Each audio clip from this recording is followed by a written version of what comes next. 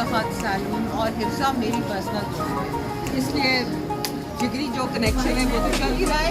लेकिन इसके अलावा जो सैलून इज माशाल्लाह so well known, it's all over Pakistan. When they talk about beauty, when they talk about new things in beauty, when they talk about makeup, makeovers, they talk about Hifsa. So Hifsa ने in collaboration with another company इन्होंने एक 50 skin जो therapy होती है उसकी कुछ products launch किए।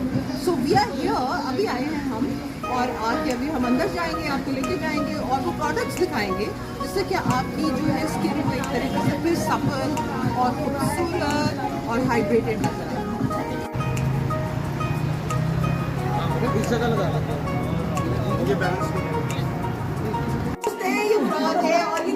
और मुझे इनसे बहुत मोहब्बत है। ये मेरी दोस्त है जिसने नैनो टेक्नोलॉजी आप सब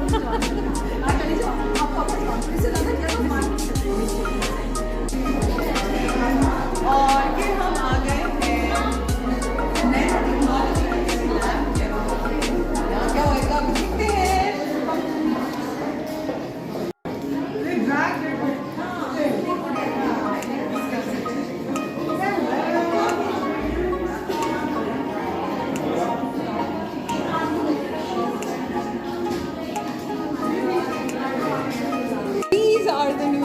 That have been launched.